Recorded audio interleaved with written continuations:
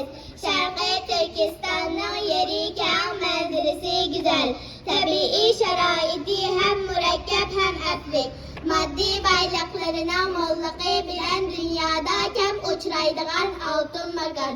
Şuna yurdumuz dünyada geologik muzey, açlık ambiri, göç ambiri, nefet yurdu, kömür keni, tulparlar yurdu, gülem ipek yurdu, meyve makanı, doğra ösümlükler yurdu, kaş dişi yurdu, altın yurdu, nakşa usul makanı digəndək talay tərifləşlərə ige.